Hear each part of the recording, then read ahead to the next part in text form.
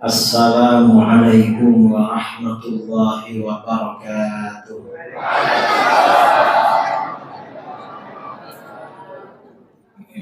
Bismillahirrahmanirrahim. Alhamdulillahi rabbil alamin. Lahul hamdu wa lahul fadlu wa lahul thana'ul hasan. Asyhadu an la ilaha illallah wahdahu la syarika lah. Wa asyhadu anna sayyidana Muhammadan abduhu wa rasuluh. Allahumma shalli ala sayyidina Muhammadin tibbil qulubi wa dawaiha wa afiyatil abadani wa shifaiha wa nuril abasari wa dhiyaiha wa qutil arwahi wa ghidaiha wa ala alihi wa sahbihi wa barik wa sallim amma ba'du. Yang saya muliakan dan saya hormati para alim ulama, para asatidz, para tuan guru.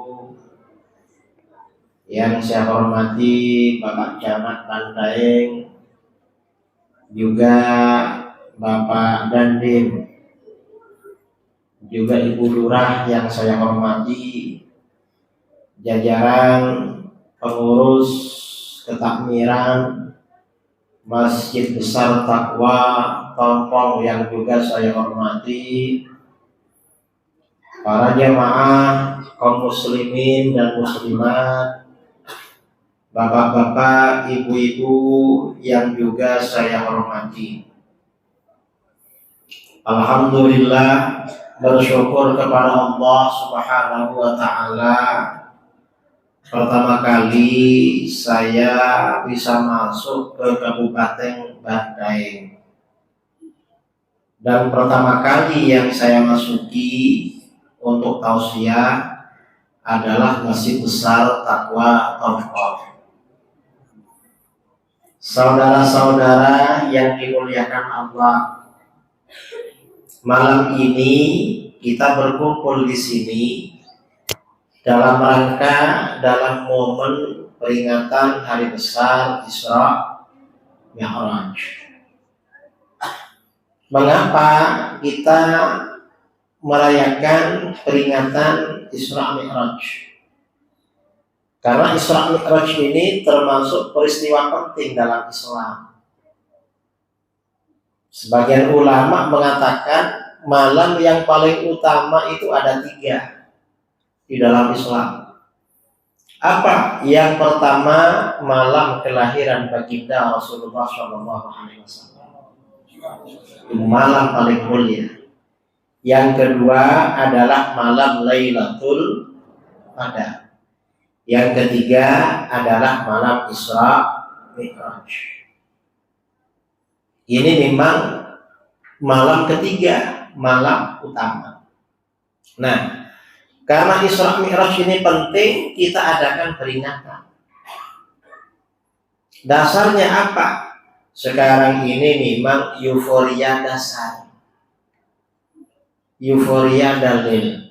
Orang sedikit-sedikit tanya dalil. Wong ini peringatan Isra Mi'raj kok ditanya dalil? Enggak perlu dalil mestinya. Dan cuma kalau tanya, ya memang di Al-Quran hadis itu ada. Tinggal ditanya, dia minta berapa dalilnya. Itu aja. Di dalam Al-Quran disampaikan wadzakirhum bi ayyamillah.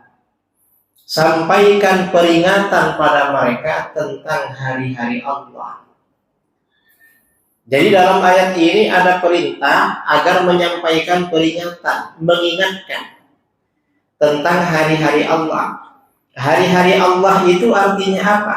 Bi ayyamin an'amallahu 'alaihim fiha, kata ulama salaf. Ingatkan mereka dengan hari-hari di mana Allah memberikan kenikmatan pada mereka. Isra Mi'raj merupakan hari di mana Allah memberikan kenikmatan kepada kita. Mengapa? Karena ini hari agung bagi baginda Rasulullah SAW. Kita ini selaku umatnya pertama berbangga dengan itu. Yang kedua, keagungan seorang nabi, barokahnya pasti mengalir kepada umatnya. Jadi itu saudara.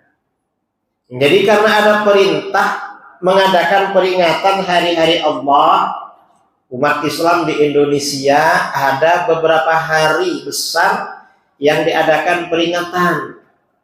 Apa saja? Pertama, lahirnya baginda Rasul, kita adakan peringatan Maulid. Kalau di sini Maulid Rasul apa Maulid Nabi di sini? Maulid Nabi ya. Maulid gitu aja. Kalau di Jawa Maulid Nabi, kalau di Malaysia Maulidur Rasul. Itu Maulid. Kemudian perjalanan penting dalam sejarah umat manusia, yaitu Rasulullah SAW bulan Rajab kita adakan peringatan Isra. Dan nanti bulan Ramadan turunnya Al-Quran kita adakan peringatan apa? Nuzulul Quran. Kemudian nanti bulan Muharram peringatan apa? Tahun baru Islam, tahun baru Hijrah. Ini namanya peringatan hari-hari besar dalam Islam. Sebenarnya hari-hari besar dalam Islam bukan cuma 4. Banyak saudara hari-hari besar dalam Islam. Semuanya penting gitu. Penting. Cuma yang 4 ini yang paling penting. Peristiwa-peristiwa besar dalam Islam ya, selain yang 4 itu misalnya ada perang Khandaq, perang Parit, kemudian ada Sulhul Hudaybiyah, perdamaian Hudaybiyah. Ada juga peristiwa Fathu Makkah, penaklukan kota Makkah. Ada juga peristiwa yang namanya Ghazwatul Badr, peperangan Badar.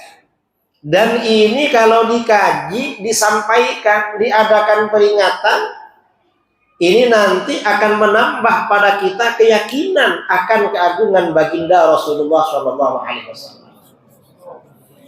Umat Islam harus tahu itu, makanya diadakan peringatan. Ini misalnya contoh ya, contoh aja. Perang Badar. Perang Badar itu kalau di dalam Al-Quran disebut dengan Yaumal Furqan. Apa Yaumal Furqan itu? Yaumal Furqan itu hari di mana Allah membedakan kebenaran dengan kebatilan. Maksudnya apa? Dalam peperangan Badar, umat Islam itu menang semata-mata karena Islam itu benar. Bukan karena umat Islam itu lebih kuat secara kalkulasi militer, bukan. Karena kalau melihat kekuatan militer, perlengkapan senjata, gak mungkin umat Islam menang dalam perang Badar. Mengapa gak mungkin? Orang kafir Quraisy waktu itu jumlahnya tentaranya 1000. Umat Islam jumlahnya 313. Bayangkan saudara, 313 melawan 1000 orang. Berarti tiap orang lawannya berapa ya? Kan 3. Saudara sendirian diajak tengkar sama 3 orang kafir. Berani apa enggak kira-kira? Ini kalau bukan karena keimanan, kalau imannya gak kuat, mikir-mikir saudara. 313 lawan 1000. Persenjataannya tidak imbang lagi. Bayangkan orang kafir senjatanya lengkap, kendaraannya lengkap. Orang Islam kendaraannya tak lengkap. Yang naik kuda cuma 1 orang. Yang lain andalannya jalan kaki, lari. Lalu orang kafir senjatanya lengkap. Orang Islam yang bawa pedang untuk perang cuma 8 orang. Itu pun yang tajam cuma 2. Yang lain gak tajam. Gimana ini? Karena waktu berangkat Rasulullah gak ada niatan perang. Ada kabar rombongan saudagar Quraisy, rombongan saudagar Mekah pulang dari Syam. Akhirnya mau dicegat di jalan karena mereka mengambil harta orang-orang Islam di Mekah. Ternyata yang mau dicegat ini lolos. Setelah lolos, mereka ngajak kawan-kawannya dari Mekah. Wong cuma mau nyegat beberapa orang itu. Nggak taunya yang datang lebih banyak. Karenanya sebelum perang Badar ini dimulai, Rasulullah SAW berdoa kepada Allah luar biasa.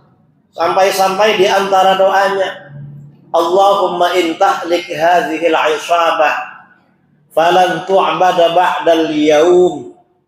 Ya Allah, kalau golongan saya ini hancur binasa hari ini, setelah hari ini gak ada lagi yang beribadah kepadamu. Kalau saya ini kalah setelah hari ini, gak ada yang menyembah kepadamu. Gimana ini? Sampai-sampai Rasulullah mengulang-ulang doanya sampai selendang yang dikenakannya jatuh. Akhirnya apa? Perang dimulai. Setelah perang dimulai, ternyata bagaimana saudara? Umat Islam diberi kemenangan luar biasa. Umat Islam yang gugur ada berapa? 14 orang. Sementara orang kafir yang tewas berapa? 70 orang.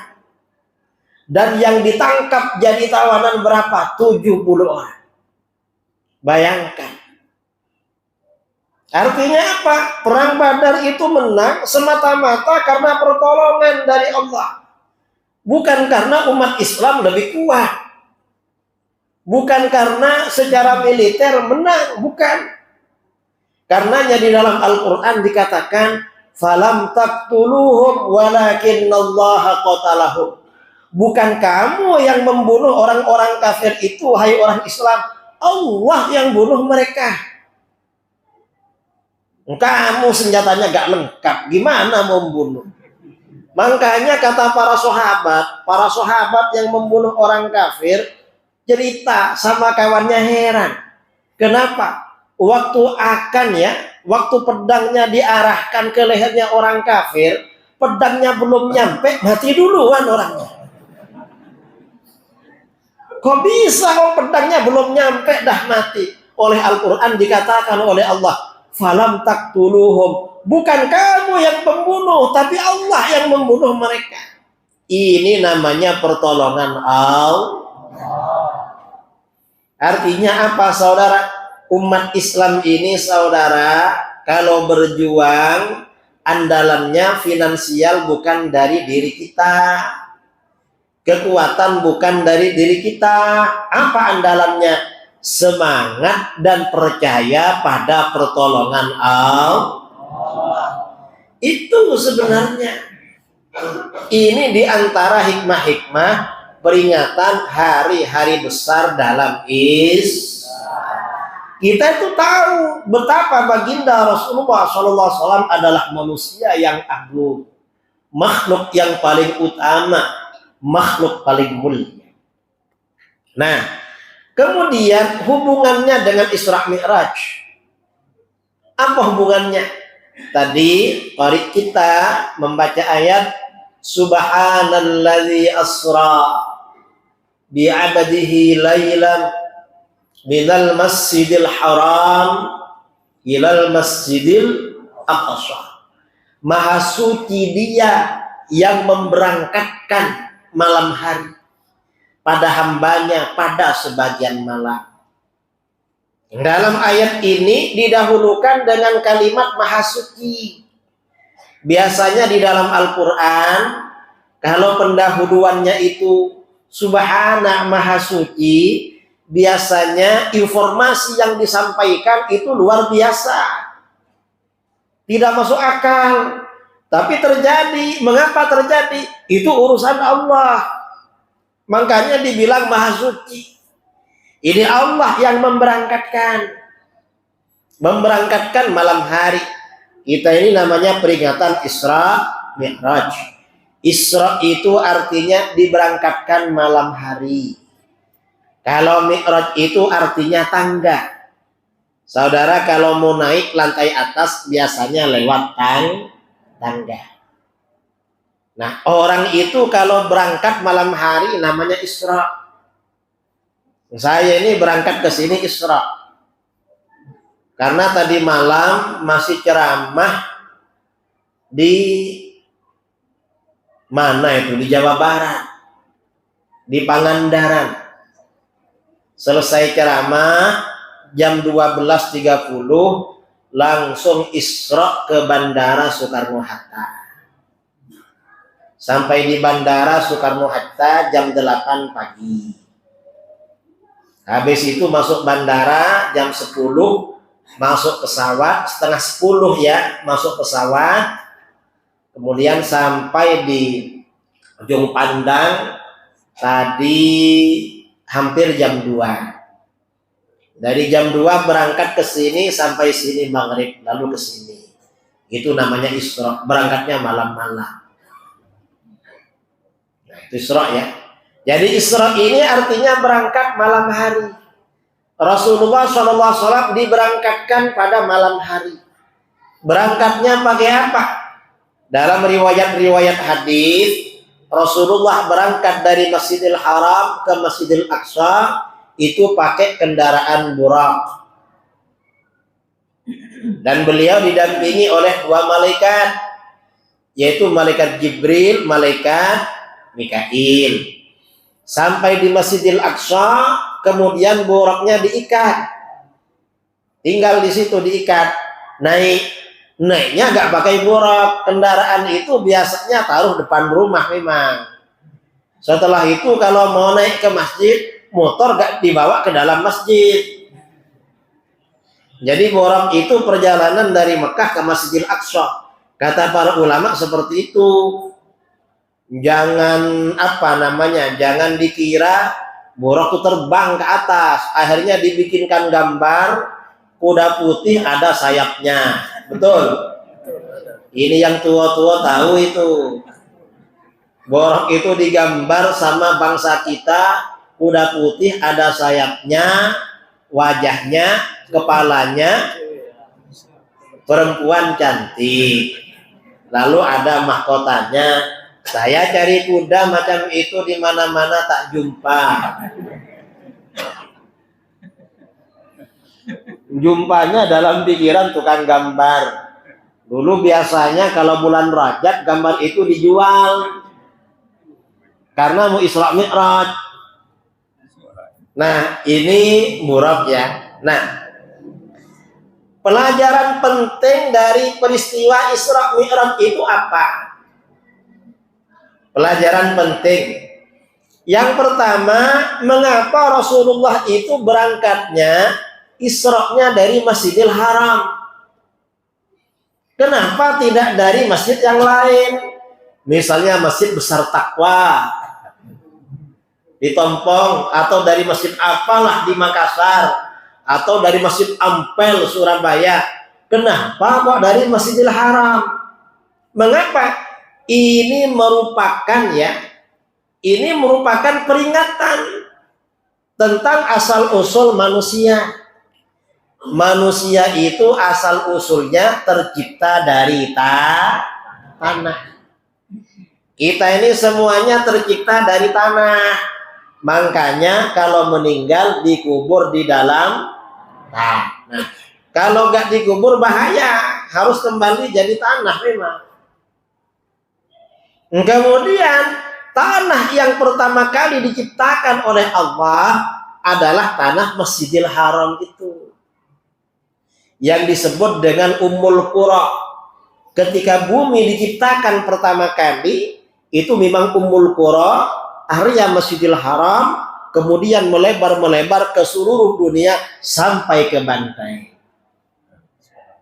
Makanya Isra-nya dari sana, bukan dari mana. Jadi itu memang asal ya berangkatnya perjalanan manusia. Hikmah pertama. Hikmah kedua, mengapa Isra-nya dari Masjidil Haram ke Masjidil Aqsa? Kenapa tidak ke masjid yang lain? Misalnya ke masjid di Madinah, tapi Rasulullah SAW sempat singgah di Madinah, di Thaibah. Rasulullah disuruh sholat. Ini apa? Ini Thaibah. Nanti kamu hijrah ke sini. Akan hijrah. Nah, mengapa Rasulullah Isra-nya ke Masjidil Aqsa? Kata para ulama, ini peringatan tentang destinasi akhir kehidupan manusia di bumi. Tujuan ya, tujuan akhir. Gimana? Besok pada hari kiamat, saudara. Setelah tiupan sangkakala kedua oleh malaikat Israfil, manusia ini hidup lagi. Setelah hidup lagi, semuanya digiring berkumpul di padang mahsyar. Padang mahsyar itu negeri Syam, di sekitar Masjidil Aqsa itu. Jadi kita nanti ngumpulnya di situ, memang. Di sekitar Masjidil Aqsa itu. Jadi umat manusia sejak masa Nabi Adam sampai akhir zaman nanti kumpul di situ. Yang disebut dengan padang mahsyar. Nah, kemudian yang ketiga, Rasulullah SAW setelah sampai di Masjidil Aqsa, kemudian boraknya diikat, lalu malaikat Jibril mengumandangkan azan. Begitu azan berkumandang, maka seluruh arwah para nabi, para rasul, para malaikat semuanya datang berkumpul di Masjidil Aqsa. Artinya apa? Azan itu kalau berkumandang, orang sekitar segera merapat ke masjid. Waktunya memang ke masjid. Setelah mereka berkumpul, lalu malaikat Jibril mengumandangkan iqamah. Begitu iqamah, arwah para nabi, para rasul semuanya bersaf-saf, berbaris-baris, menunggu seorang imam, siapa yang akan menjadi imam mereka. Ternyata setelah mereka berbaris, malaikat Jibril menghampiri baginda Rasulullah SAW, lalu beliau diminta menjadi imam mereka. Nah, ini artinya apa? Ini artinya Rasulullah itu berarti makhluk paling Rasulullah itu makhluk paling utama. Mengapa? Buktinya beliau yang menjadi imam orang-orang mulia dan orang-orang utama. Karenanya di masjid-masjid itu yang kita minta jadi imam harus orang mulia. Yang kita minta jadi imam harus orang utama, jangan orang biasa-biasa. Gimana orang mulia dan orang utama? Orangnya alim, ada ilmu. Bacaannya bagus, bacaan Qur'annya bagus. Macam Qorik tadi, bacaannya bagus. Kemudian juga selain orangnya alim, ada ilmu, qiraahnya, tilawahnya bagus, kemudian akhlaknya bagus, perilakunya bagus. Kalau bagus semua, jamaahnya senang berjamaah, saudara. Mantap menjadi makmum. Betul? Iman. Tapi kalau imamnya tak bagus, ada imam tak bagus. Ya kadang-kadang ada. Mengapa tak bagus? Kadang tak pandai sholat. Cara sholat tak bagus. Mengapa tak bagus? Kadang bacaan Qur'annya keliru-keliru. Kok jadi imam tak ada lagi? Ini namanya imam terpaksa. Tak ada lagi.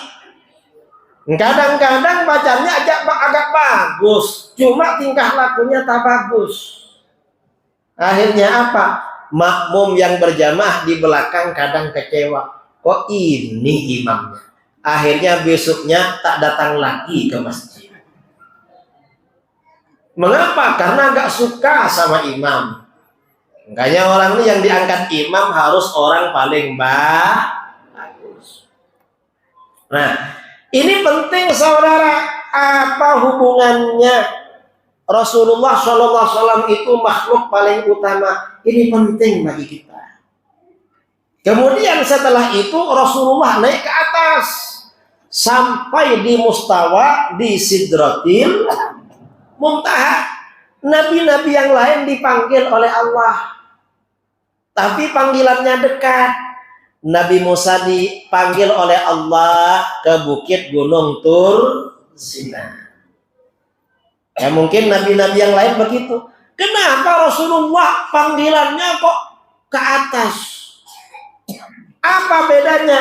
Kalau nabi-nabi yang lain, saudara, sabda Rasulullah SAW, wa kana nabiyyun yub'atsu ila qaumihi khassah. Kalau nabi-nabi dulu biasanya diutus pada kaumnya saja. Artinya apa? Lokal, jaringannya lokal. Nabi Musa itu jaringannya lokal untuk kaumnya saja, Bani Israel. Jaringan ini kalau lokal, nggak perlu pakai satelit, saudara. Cukup pakai apa? Pakai antena agak tinggi, orari agak tinggi. Betul? Karena lokal. Tapi Rasulullah SAW dipanggil ke langit 7 sampai di mustawa Sidratil Muntaha. Itu lebih tinggi daripada satelit. Mengapa? Sabda Rasulullah SAW, wa bu'ithtu ilan nasi kafah. Aku ini diutus kepada seluruh umat manusia. Jadi karena Rasulullah ini memang jaringannya internasional, siapapun umat manusia harus masuk Islam. Karena Islam ini risalahnya ammah. Islam ini memang misinya untuk seluruh dunia. Maka jaringannya harus internasional. Harus pakai satelit, saudara. Kalau pakai lokal, cuma pakai tower, gak nyampe itu. Betul? Ini Islam. Bedanya Islam. Karenanya Islam, dimanapun Islam berada, itu bukan agama pendatang. Bukan. Mengapa? Wa ma arsalnaka illa rahmatan lil alamin. Kami tidak mengutus Muhammad kecuali sebagai rahmat. Islam ini rahmat, kasih sayang bagi semesta alam. Islam ini bukan agamanya orang Arab, tetapi agamanya umat seluruh dunia. Karenanya dimanapun Islam bukan pendatang. Memang itu milik semuanya memang. Ini Islam. Ini yang penting, saudara. Nah, yang lebih penting dari itu artinya apa? Ini lagi. Karena tadi dikatakan Rasulullah SAW adalah makhluk paling mulia. Rasulullah itu makhluk paling utama. Maka berarti bagaimana? Apapun yang berkaitan dengan Rasulullah SAW selalu diberikan yang terbaik oleh Allah. Contohnya apa? Umatnya adalah umat paling mulia. Umatnya Rasulullah ini lebih mulia daripada umatnya nabi-nabi terdahulu. Gak sama dengan umatnya nabi-nabi terdahulu yang sama-sama calon penghuni surga. Makanya di Al-Quran dikatakan, kuntum khaira ummatin ukhrijat linnas ta'muruna bil ma'ruf wa tanhauna 'anil munkar wa tu'minuna billah. Kamu sebaik-baik golongan yang dikeluarkan bagi umat manusia. Artinya apa? Nabi kita ini makhluk paling mulia, umatnya juga umat paling mulia. Kita ini walaupun nakal-nakal, saudara, mulia dibandingkan nakal-nakalnya umat yang dulu. Cuma kalau yang nakal perbandingannya dengan sesama nakal juga. Mengapa? Karena nabinya.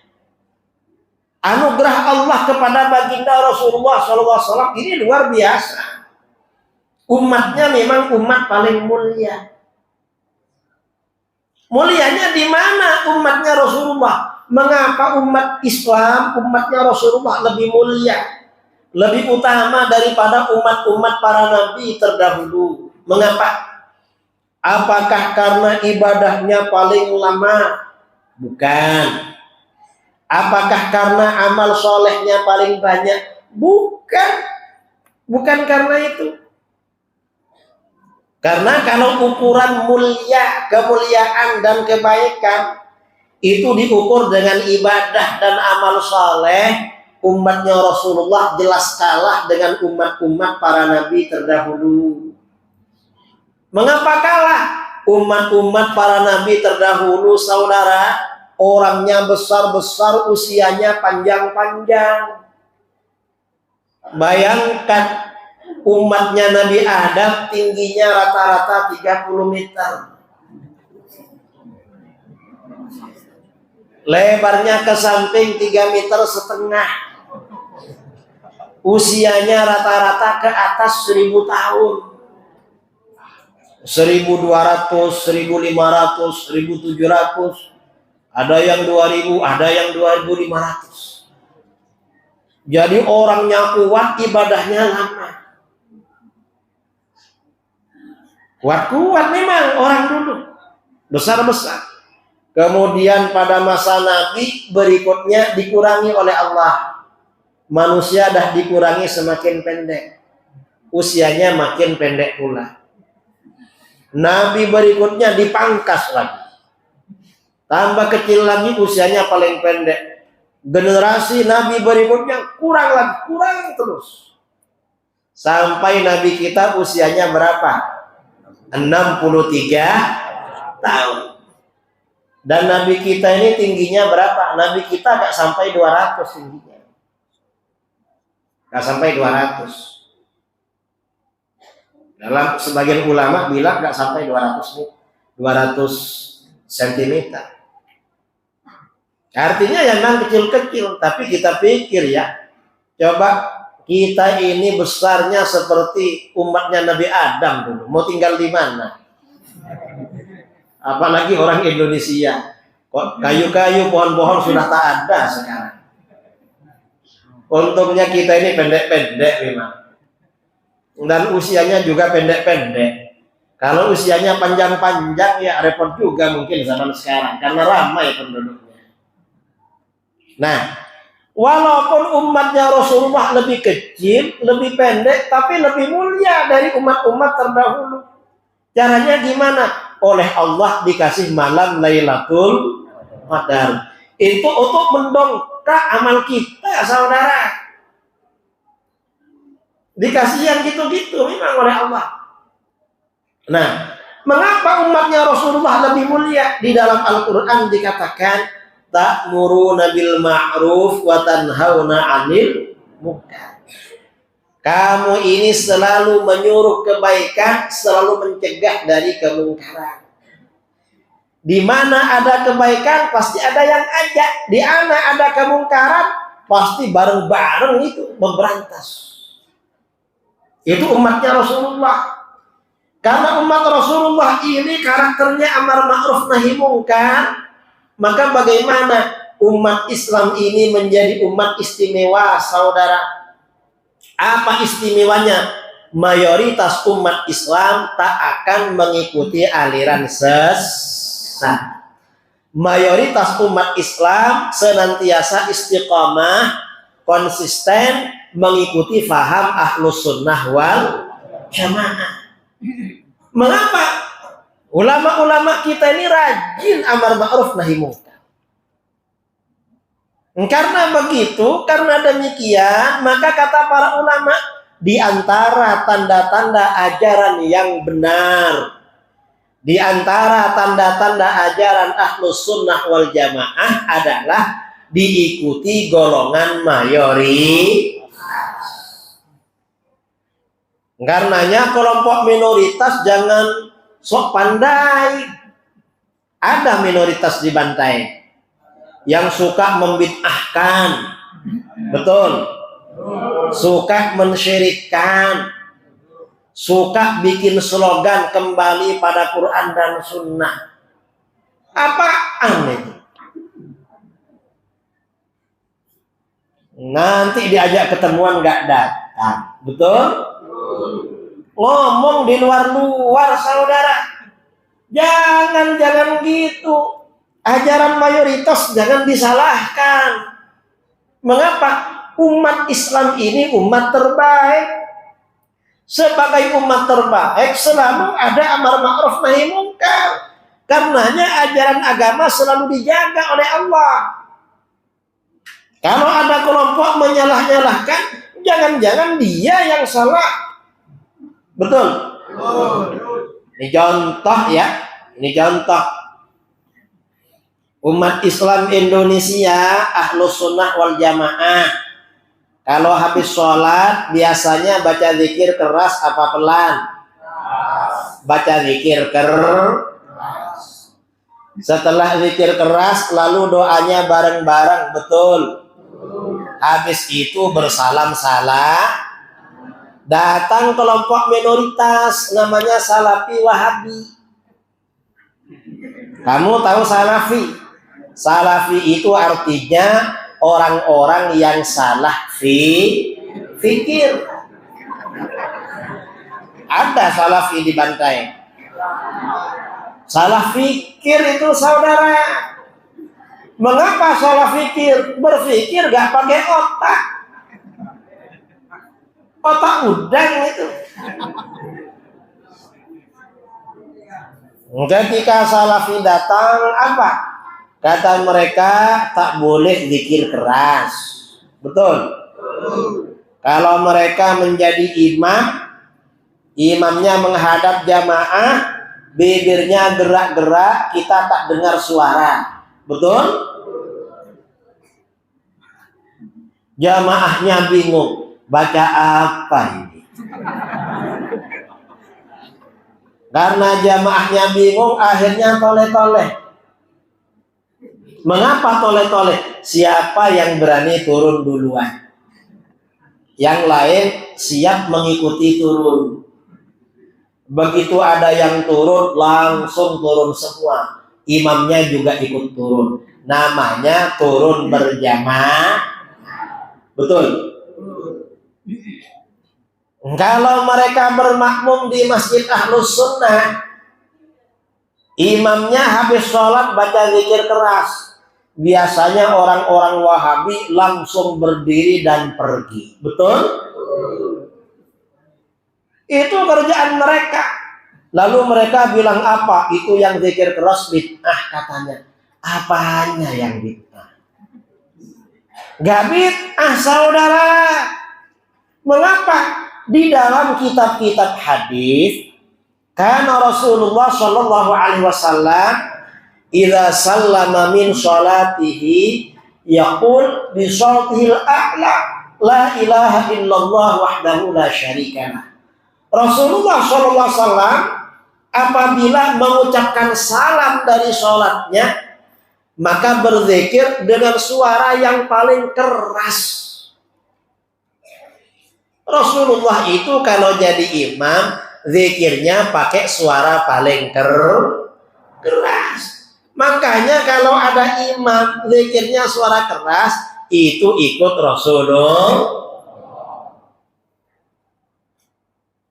Lagi pula kata para ulama kita, para sahabat itu tahu bacaan apa saja yang biasa dibaca Rasulullah sehabis sholat.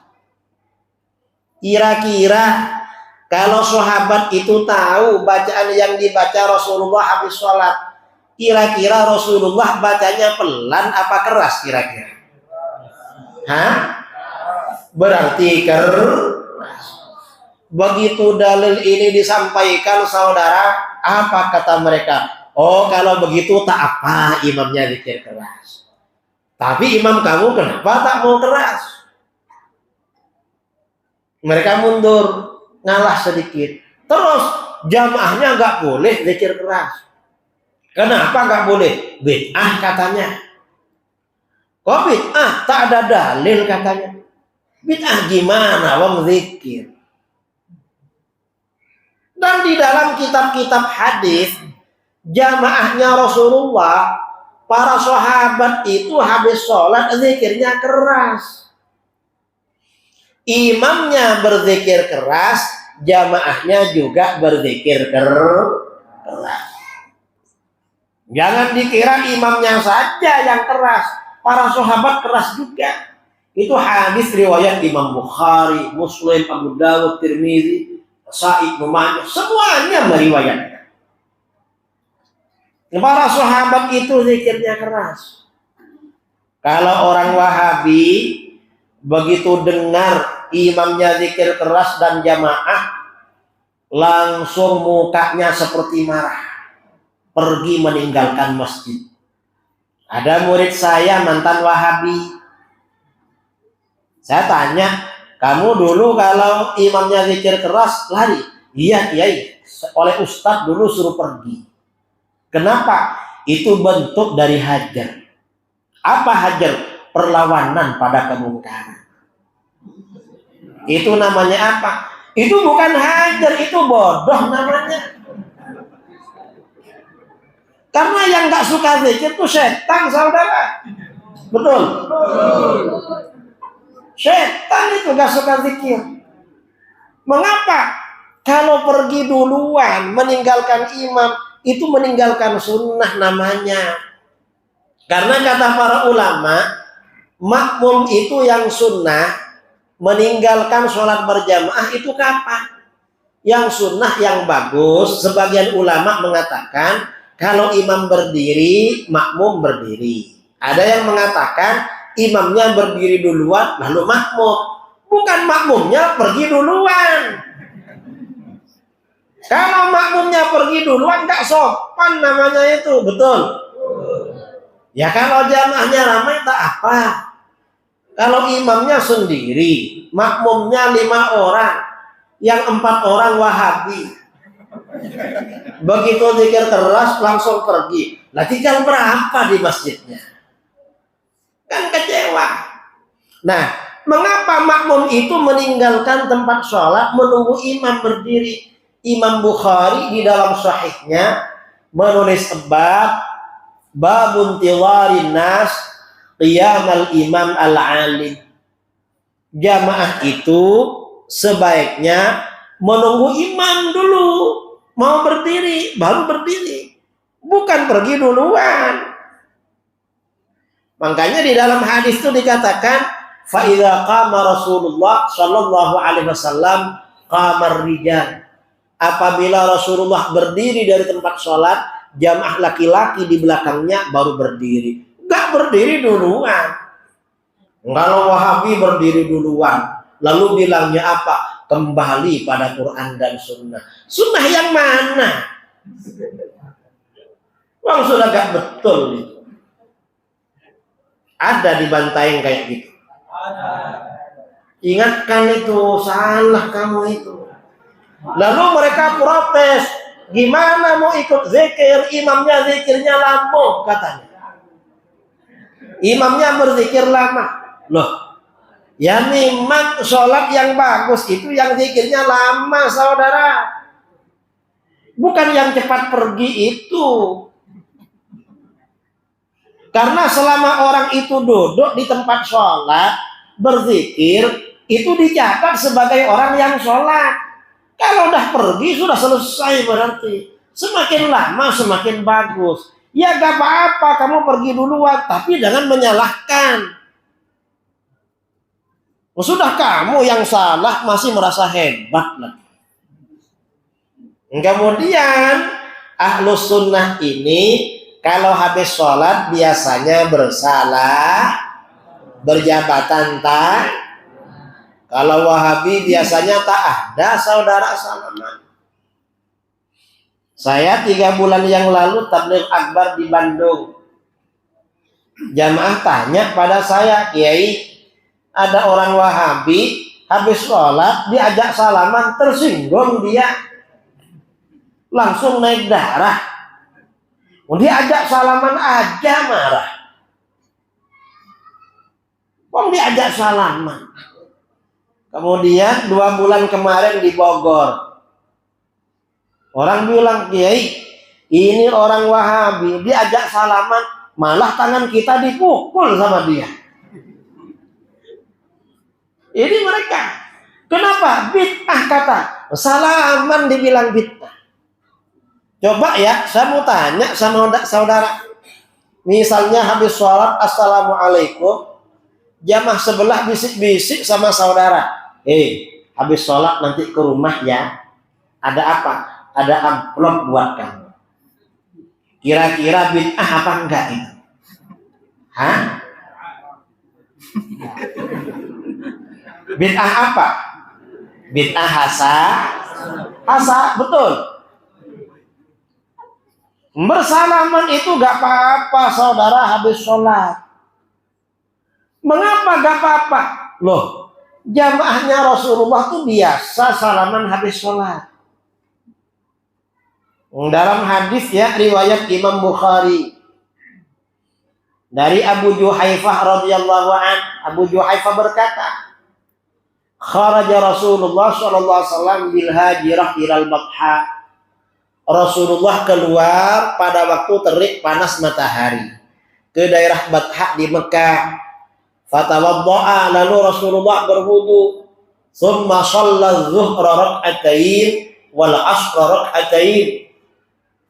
Lalu Rasulullah sholat jamak qashar, zuhur 2 rakaat, asar 2 rakaat. Selesai sholat, faqaman nas wa qaman nas. Selesai sholat, orang-orang berdiri. Rasulullah berdiri, mereka berdiri. Faja'alu ya'khuduna yadayhi. Lalu mereka mengambil kedua tangan Rasulullah. Kalau para sahabat mengambil tangan Rasulullah, itu artinya apa? Hah? Artinya bersalaman. Rasulullah mau diajak salaman. Rasulullah mau diajak salaman. Kemudian apa? Waja'alu yuqabbilunaha. Lalu para sahabat mencium tangan Rasulullah. Seandainya bersalaman habis sholat gak boleh, pasti Rasulullah mengingatkan, jangan salaman, ini habis sholat, bid'ah loh. Ternyata enggak, Rasulullah mau diajak salaman. Orang salafi mahal sekali. Diajak salaman aja gak mau, apalagi diminta bersaudara. Betul saudara. Lalu kata Abu Juhaifah, fa akhadtu biyadihi. Lalu aku ambil tangan Rasulullah, wa ja'altuha ala wajhi. Aku letakkan tangan beliau ke wajahku. Apa artinya? Mencium fa idza huwa abradu minas salji. Ternyata tangan Rasulullah lebih sejuk daripada salju. Waktu itu panas saudara. Kalau panas-panas, Rasulullah ini mengalirkan energi dingin. Wa atyabu raihatan minal miski. Dan ternyata tangan beliau lebih harum aromanya daripada parfum kasturi. Makanya ustadz-ustadz, tuan guru, kalau berangkat ke masjid, kasih parfum tangannya. Khawatir ada muridnya mau salaman cium tangan, biar harum. Kalau gak harum kasihan, apalagi habis pegang.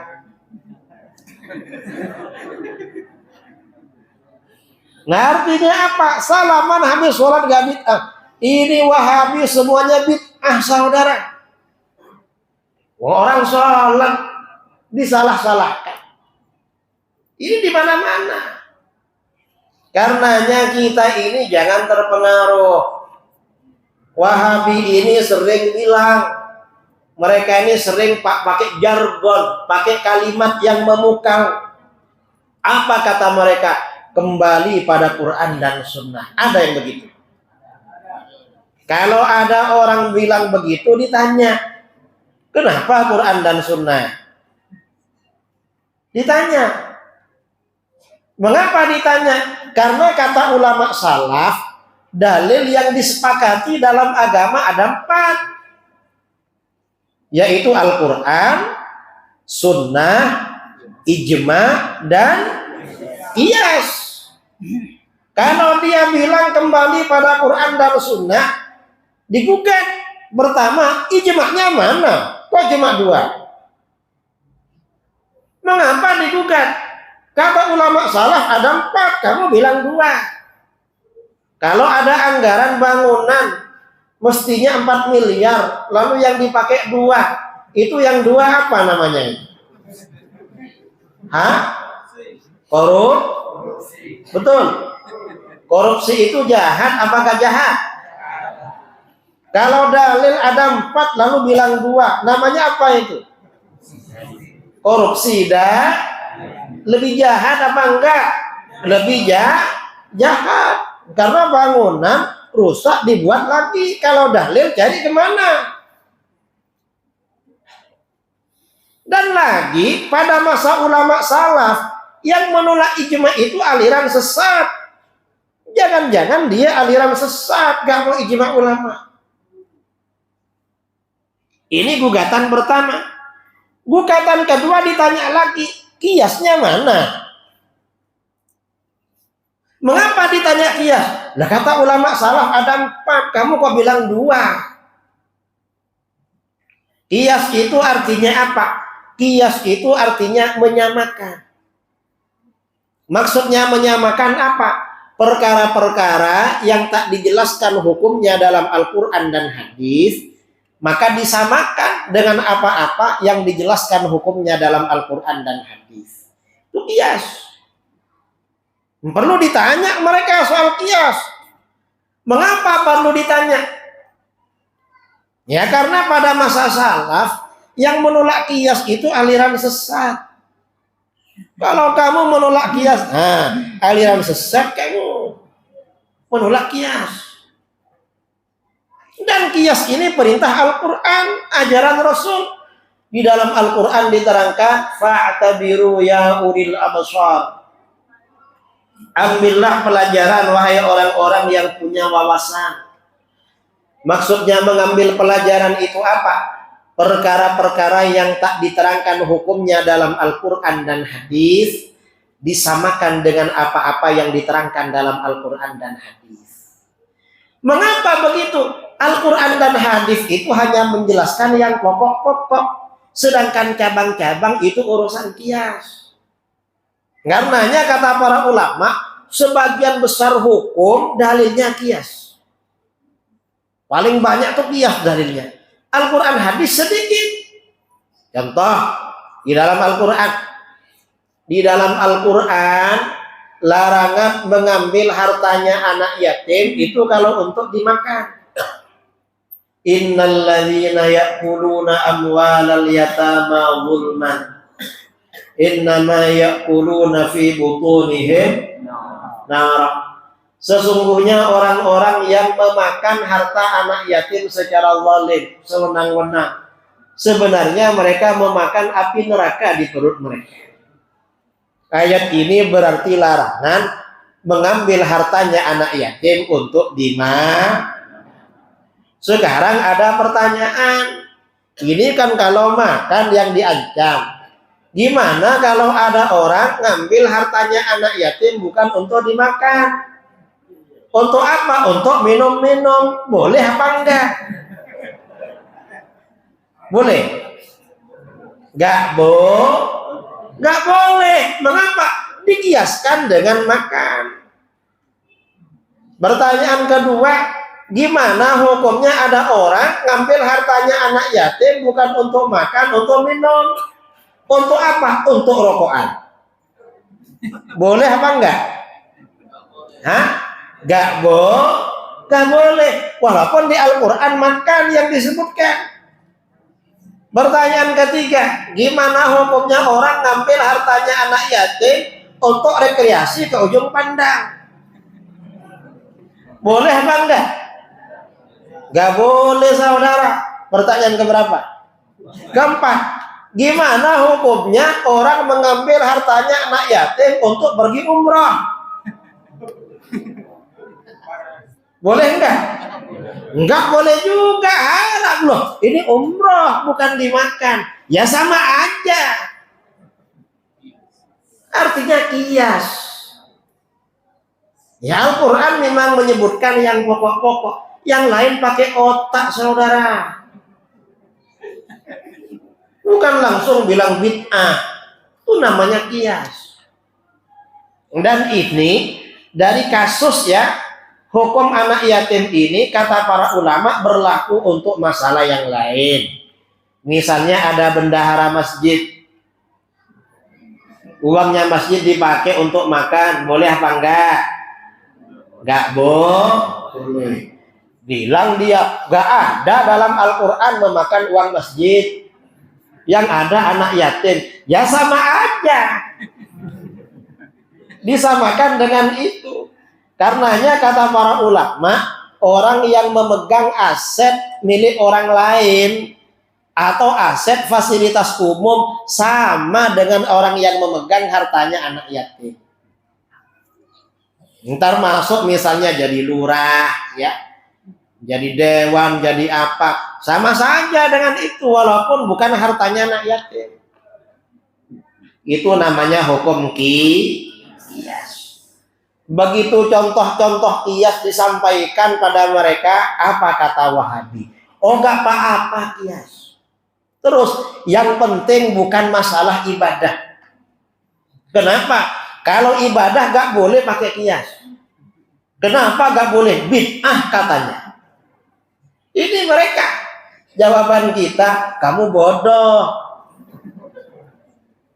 Mengapa Al-Quran, hadis, ijma, qiyas menjadi dalil? Itu semua hukum. Enggak dibatasi selain ibadah saja. Yang pertama. Yang kedua, contoh-contoh qiyas yang diajarkan oleh Rasulullah SAW dalam hadis-hadis sahih yang banyak itu kasusnya malah ibadah. Qiyas yang diajarkan Rasulullah yang banyak ibadah, saudara, kasusnya. Kalau kita bicara ibadah biasanya apa? Yang tertuju apa? Sholat, ya, puasa, apa lagi? Haji. Sekarang misalnya haji. Hadis riwayat An-Nasa'i dari Ibnu Abbas. Seorang laki-laki bertanya kepada Rasulullah, "Ya Rasulullah, inna abi mata wa lam yahujja. Afa ahujju anhu?" Hai Rasulullah, ayah saya ini meninggal dunia dan belum berhaji. Apa saya hajikan? Apa Rasulullah menjawab? Ternyata Rasulullah jawabnya pakai qiyas, analogi, menyamakan. Gimana? Rasulullah bertanya sama dia, "Aro'aita law kana ala abika dainun akunta qadaitahu anhu?" Menurut kamu, seandainya bapak kamu punya hutang sama orang, apa kamu lunasi? Itu haji kan hutang pada Allah. Kalau misalnya hutang bapak kamu pada orang, apa kamu lunasi? Kata laki-laki itu, "Na'am, iya aku lunasi." Apa? Rasulullah bersabda, "Fadainullah ahaqqu ayyubba." Hutang pada Allah lebih berhak kamu lunasi. Ini namanya qiyas dalam ibadah. Ibadah haji dikiaskan pada bukan ibadah. Karenanya jangan dibilang dalam ibadah gak ada qiyas. Yang bilang nggak ada, nggak pernah ngaji. Nggak pernah ngaji menyalahkan orang. Ini haji, sekarang puasa. Puasa ibadah apa bukan? Ibadah. Hadis riwayat Imam Ahmad, Abu Dawud, Tirmidzi, Nasa'i dan Ibnu Majah. Dari Umar bin Al-Khattab radhiyallahu anhu. Umar berkata, "Hasyashtu yauman faqabbaltu wa ana sha'im." Suatu hari saya ini senang sekali. Suatu hari saya senang sekali. Karena senang sekali saya cium istri saya. Padahal saya lagi puasa. Laki-laki ini saudara, kalau senang biasanya hormonnya naik. Kalau hormonnya naik biasanya syahwat. Walaupun puasa dicium istrinya. Tapi kalau lagi sumpah hormonnya turun. Kalau turun biasanya gak syahwat. Makanya laki-laki jangan sering sumpah, jangan sering galau. Mengapa? Kalau sering galau gak syahwat, bisa impoten, saudara. Betul. Kalau sudah impoten, akhirnya apa? Hari libur atau malam-malam mestinya menemani istrinya, dia pergi keluar memancing ikan. Betul. Makanya orang yang suka mancing itu orang sempat biasa. Ada yang suka mancing. Tapi kadang enggak ya, cuma hiburan aja. Jadi kata Sayyidina Umar, saya ini senang sekali karena senang saya cium istri padahal saya puasa. Fa'ataitu Rasulullah sallallahu alaihi wasallam faqultu. Saya mendatangi Rasulullah sallallahu alaihi wasallam lalu saya bertanya, "Ya Rasulullah, laqad sanatul yauma amrun 'azima." Hai Rasulullah, saya hari ini benar-benar melakukan salah besar. Saya salah besar Rasulullah. Apa itu? Qabbaltu wa ana sha'im. Saya mencium istri saya padahal saya puasa. Gimana puasa saya? Ternyata apa? Rasulullah jawabnya pakai kias, analogi. Rasulullah tanya pada Umar, "Ara'aita law tamatmatta bima'in wa anta sha'im?" Menurut kamu, seandainya kamu berkumur dengan air padahal kamu lagi puasa, gimana puasa kamu? Lagi puasa berkumur dengan air. Ternyata apa? Kata Umar, "Labak saya Rasulullah." Gak apa-apa Rasulullah, kan cuma berkumur. Apa kata Rasulullah? Lalu kata Rasulullah, "Falima idzan." Kalau begitu kenapa dengan mencium? Artinya apa? Mencium istri hukumnya sama dengan berkumur. Berkumur tak batal puasa, mencium tak batal puasa. Cuma ya kalau istrinya yang dicium sudah mandi, sudah harum-harum, itu berarti kumurnya pakai pasta gigi. Kalau pakai pasta gigi berarti ada makruh-makruh. Kalau yang dicium baru bangun tidur, oh berarti gak pakai pasta gigi, gak makruh itu. Kalau lebih dari mencium, itu namanya bukan berkumur, saudara. Itu namanya minum. Kalau minum berarti batal puasa. Itu namanya kias. Jangan dibilang dalam ibadah gak ada kias. Dari mana dia tahu? Gak pernah ngaji. Ini ibadah apa ini? Puasa. Ibadah apa lagi? Salat. Hadis riwayat Imam Ahmad disahihkan oleh Imam Al-Hakim dalam Al-Mustadrak dari Ibnu Abbas. Ibnu Abbas radhiyallahu anhuma berkata, "Ataitu Rasulullah sallallahu alaihi wasallam fi akhiril lail." Aku mendatangi Rasulullah sallallahu alaihi wasallam pada akhir malam. Ibnu Abbas ini biasa keluar masuk rumah Rasulullah. Mengapa keluar masuk rumah Rasulullah? Salah satu istri Rasulullah itu ada yang bibinya Ibnu Abbas. Siapa? Yaitu Siti Maimunah. Karenanya siang malam biasa mengunjungi bibinya. Ternyata malam-malam itu Rasulullah mau sholat tahajud. Kata Ibnu Abbas, "Fasallaitu khalfahu." Aku sholat di belakang Rasulullah, aku berdiri di belakang beliau. Tahu aku berdiri di belakangnya, fa'akhadha biyadi fajarrani faja'alani bihidha'i. Lalu Rasulullah mengambil tanganku, aku ditariknya oleh beliau, dibuat lurus dengan beliau. Karena makmum dan imam cuma berdua lurus. Akhirnya apa? Falamma aqbala Rasulullah sallallahu alaihi wasallam ala salati khanistu. Ketika Rasulullah sudah fokus pada salatnya, sudah takbiratul ihram, aku mundur lagi. Jadi Ibnu Abbas ini oleh Rasulullah diluruskan. Begitu Rasulullah takbir malah mundur. Coba ada Wahabi, kira-kira Ibnu Abbas dibilang apa itu? Dibilang apa? Pasti dibilang bid'ah. Karena oleh Rasulullah diluruskan, itu sunnah. Mundur berarti bid'ah. Ternyata apa? Falamman sorofa, ketika Rasulullah selesai sholat, qalali, Rasulullah bertanya kepadaku, ya Ibnu Abbas, malah Ibnu Abbas, ada apa kamu? Ja'altuka bihidai fatahnas. Tadi kamu aku luruskan dengan aku, mengapa kamu mundur?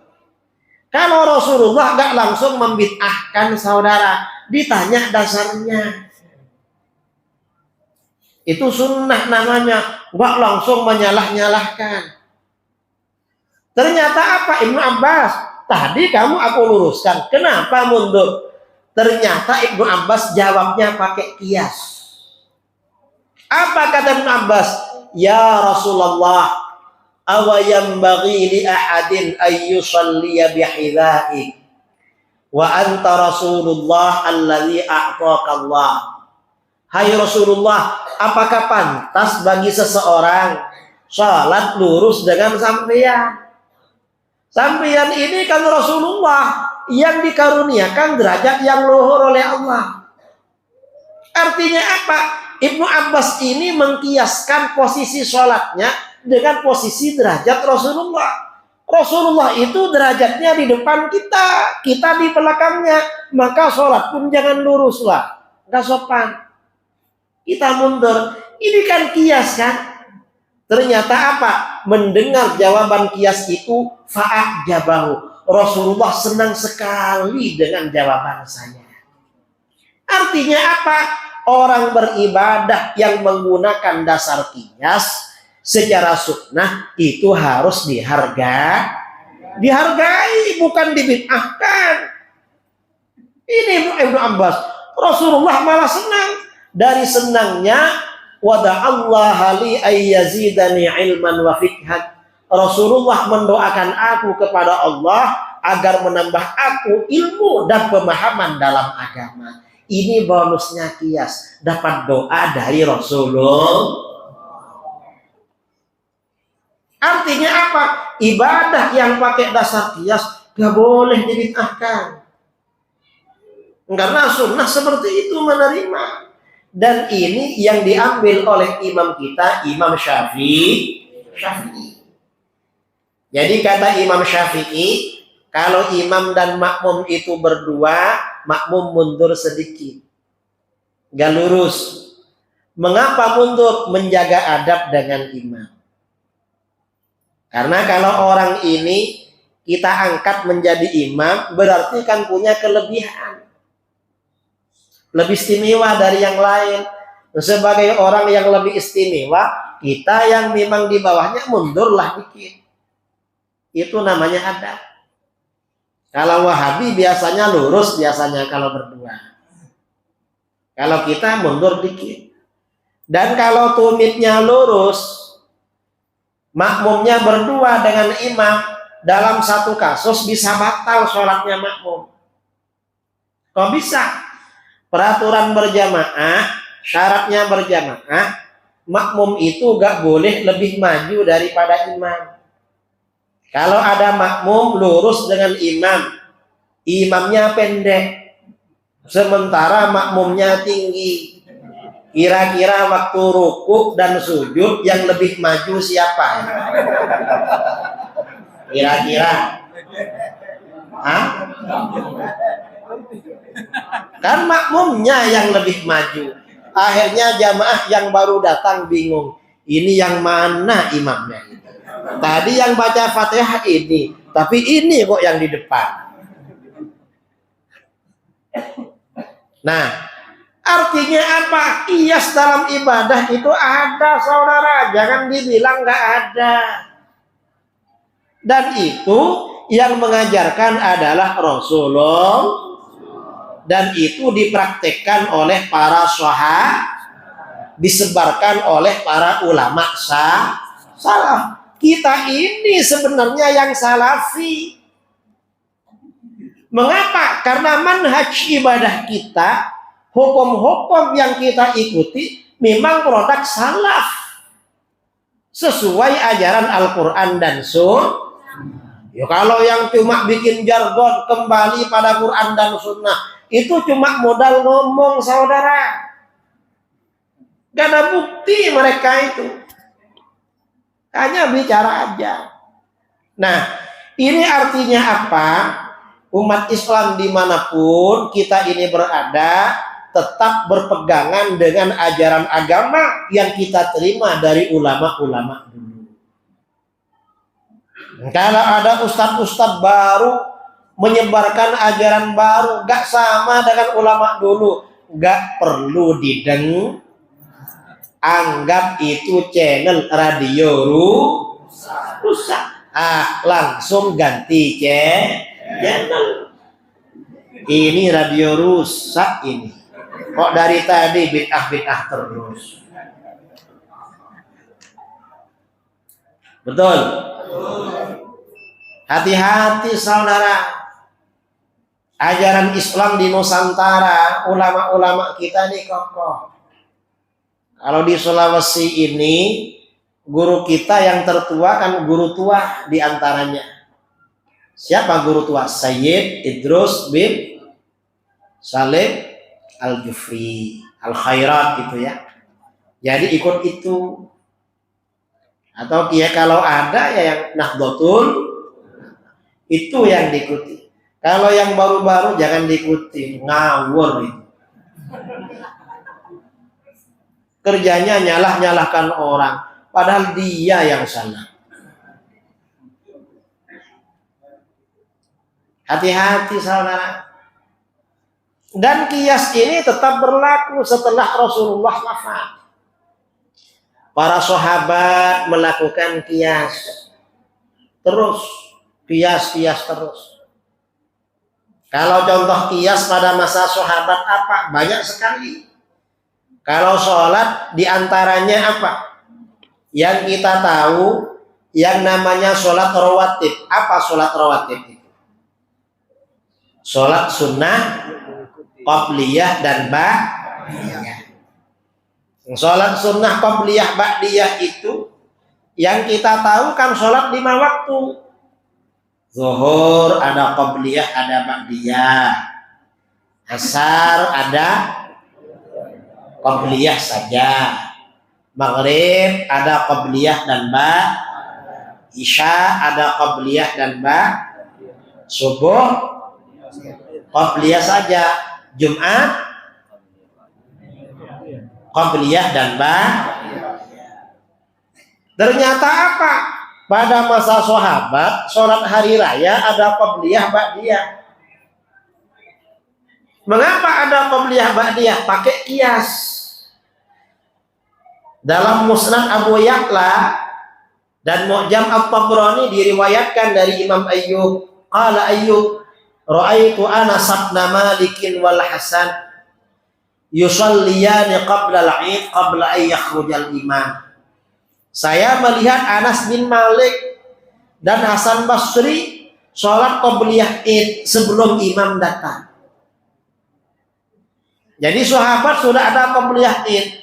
Dasarnya apa? Dasarnya adalah kias. Kok tahu kalau kias? Sayyidina Ali yang menjelaskan. Imam Al-Bazzar meriwayatkan pada masa Sayyidina Ali berangkat ke musalla salat Id, orang-orang laporan, "Ya Amirul Mukminin, an-nasu shallau qabla al-'id." Hai Amirul Mukminin, tadi orang-orang salat qabliyah. Gimana hukumnya? Bid'ah apa enggak itu? Sayyidina Ali gak jawab.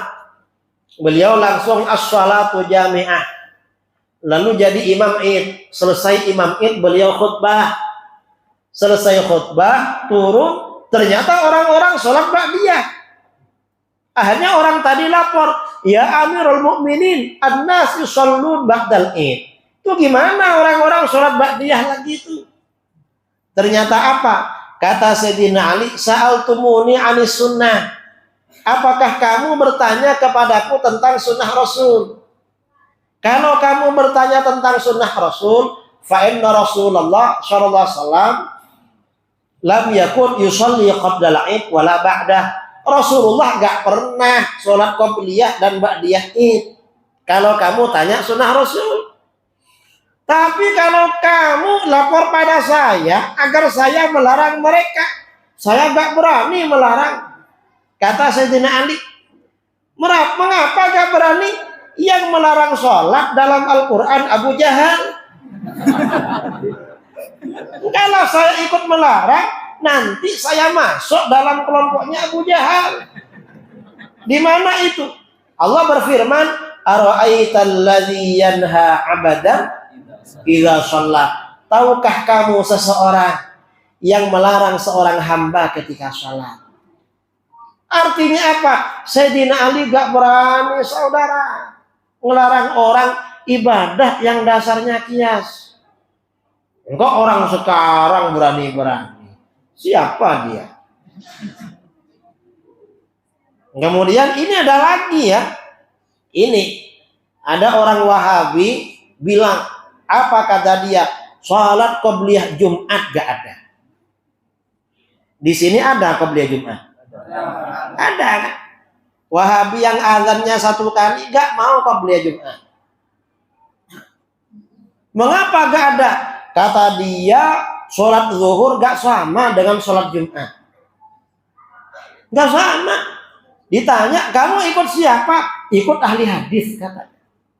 Jawaban kita, yang ahli hadis bukan kamu. Yang ahli hadis itu Imam Bukhari. Imam Bukhari di dalam sahihnya menganjurkan sholat qobliyah Jumat.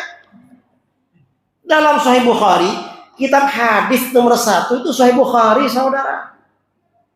Di Sahih Bukhari itu ada babus sholati qabla al-jum'ati rak'atain wa ba'daha rak'atain. Bab ini menjelaskan sholat qobliyah Jumat 2 rakaat dan ba'diyah Jumat 2 rakaat.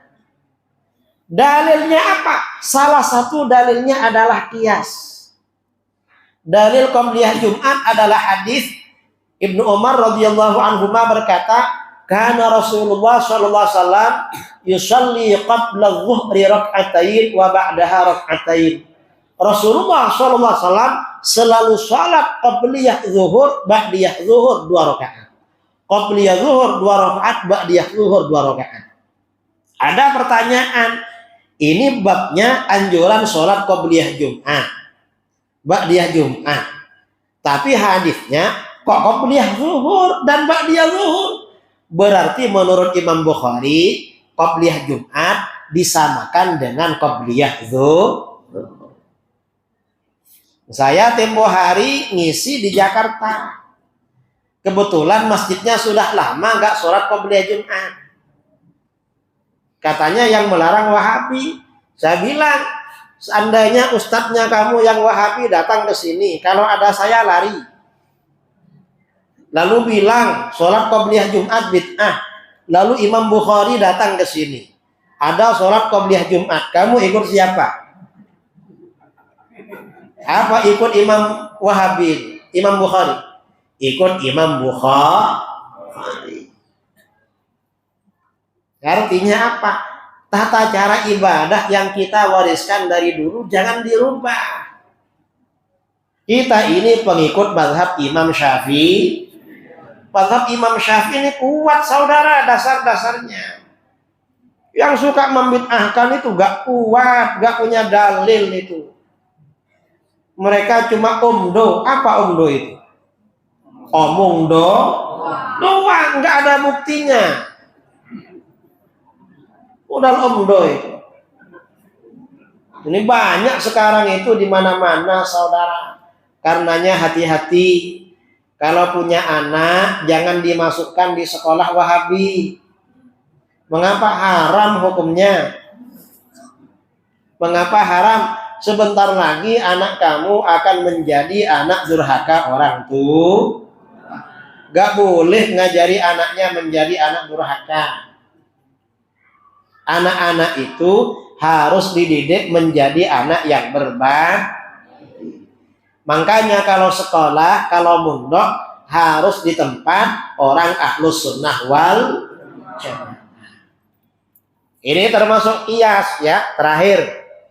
Karena ada banyak yang ngantuk. Sebenarnya yang ngantuk itu saya, saudara. Saya itu duduk-duduk mulai tadi malam. Cuma tadi sampai di hotel jam berapa tadi?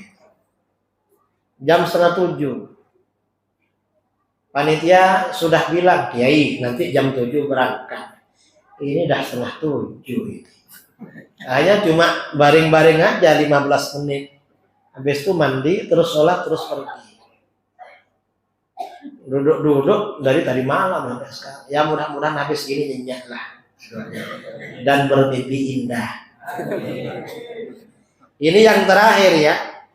Di negeri kita ini setiap tahun ada sholat yang kontroversi di Jawa. Sholat apa namanya? Rabu terakhir bulan Syawal. Ada di Sulawesi. Kalau di Jawa disebut sholat Rebu Wekasan. Di Jawa. Kalau di Kalimantan kadang-kadang ada di Kalimantan. Mungkin sebagian. Saya ditanya sama orang, Kiai, gimana hukumnya sholat besok ini? Rebu terakhir. Saya tanya sama dia, kamu bertanya mau sholat apa enggak? Enggak ada orang enggak mau sholat, tanya hukumnya. Biar dijawab, enggak boleh. Akhirnya senang dia. Kamu tanya mau sholat apa enggak? Terus gimana, Kiai? Nah, kamu enggak jelas tanya. Kalau enggak perlu, enggak usah tanya lah.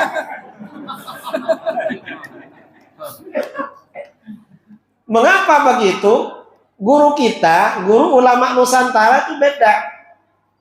Ada ulama kita namanya Syekh Abdul Hamid Kudus yang mengajar dan menjadi khatib di Masjidil Haram dulu sebelum dikuasai Wahabi. Beliau menganjurkan sholat Rabu terakhir bulan Syawal. Ada juga guru kita Ki Hasyim Asy'ari, pendiri Nahdlatul Ulama, melarang sholat itu. Saya ditanya, menurut Kiai yang benar yang mana katanya? Saya bilang, seandainya Ki Abdul Hamid ada di depan saya sama Ki Hasyim, masa seperti saya berani mengadili mereka berdua? Kan nggak berani, nggak level saudara, bukan levelnya. Misalnya Ki Abdul Hamid, sampean salah, yang benar Ki Hasyim. Nggak berani bilang begitu. Kamu kalau mengerjakan, kerjakan aja lah, ikut Ki Hamid. Kalau enggak ya sudah, nggak usah ngerjakan, nggak usah urus. Tanya nggak jelas.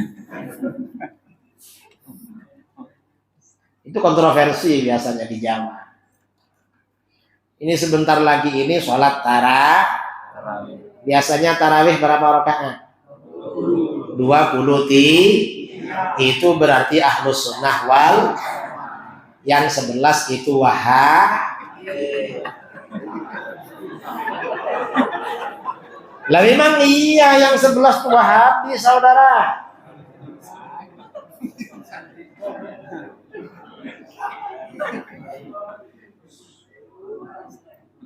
Jadi hati-hati ya, jagalah ibadah kita ini. Kalau ada wahabi, diajak ngobrol, diajak ngopi. Bid'ah, ayo ngopi bareng. Ajak ngopi, terus ajak ngomong-ngomong. Apanya yang bid'ah? Saya kira ini yang perlu saya sampaikan dalam tausiah malam ini. Dan Isra Mi'raj ini yang terpenting adalah perintah sholat 5 waktu. Jadi ini yang paling penting bagi kita. Sholat 5 waktu ini harus kita jaga. Anak-anak kita dijaga sholatnya, sholat 5 waktu. Itu yang terpenting. Ini sudah sholat isya semua kan? Ibu-ibu sudah sholat isya? Sudah. Yang belum nanti sholat. Nanti Isra Mi'raj ternyata agak sholat. Saya kira itu kurang lebihnya mohon maaf yang sebesar-besarnya. Mari kita baca doa bersama. Bismillahirrahmanirrahim. Alhamdulillahirabbil alamin. Hamdan yuwafi ni'amahu wa mazidah. اللهم صل على سيدنا محمد صلاة تنجينا بها من جميع الأهوال والآفات وتقضي لنا بها جميع الحاجات وتطهرنا بها من جميع السيئات وترفعنا بها عندك أعلى الدرجات وتبلغنا بها أقصى الغايات من جميع الخيرات في الحياة وبعد الممات وعلى آله وصحبه وبارك وسلم. اللهم آتنا في الدنيا حسنة وفي الآخرة حسنة وقنا عذاب النار. ربنا هب لنا من أزواجنا وذرياتنا قرة أعين واجعلنا للمتقين إماما. اللهم إنا نسألك العافية في الدنيا والآخرة ونسألك العفو والعافية والمعافاة الدائمة في الدين والدنيا والآخرة. اللهم إنا نسألك الهدى والتقى والعفاف والغنى. اللهم اقسم لنا من خشيتك ما يحول بيننا وبين معصيتك ومن طاعتك ما تبلغنا به جنتك ومن اليقين ما تهون به علينا مصائب الدنيا. اللهم متعنا بأسماعنا وبصارنا وقوتنا ما أحييتنا واجعله الوارث منا واجعل ثأرنا على من ظلمنا وانصرنا على من عادانا ولا تجعل مصيبتنا في ديننا ولا تجعل الدنيا أكبر همنا ولا مبلغ علمنا ولا تسلط علينا من لا يرحمنا. اللهم زدنا ولا تنقصنا وأكرمنا ولا تهنا وأعطنا ولا تحرمنا وآثرنا ولا تؤثر علينا وأرضنا وارض عنا واغفر لنا ولوالدينا ومشايخنا ومعلمينا وأصحابنا وأحبابنا وذوي الحقوق علينا وللمسلمين والمسلمات والمؤمنين والمؤمنات الأحياء منهم والأموات. وصلى الله على سيدنا محمد النبي الأمي وعلى آله وصحبه وبارك وسلم تسليما كثيرا. سبحان ربك رب العزة عما يصفون وسلام على المرسلين والحمد لله رب العالمين. تقبل الله منكم. Assalamualaikum warahmatullahi wabarakatuh.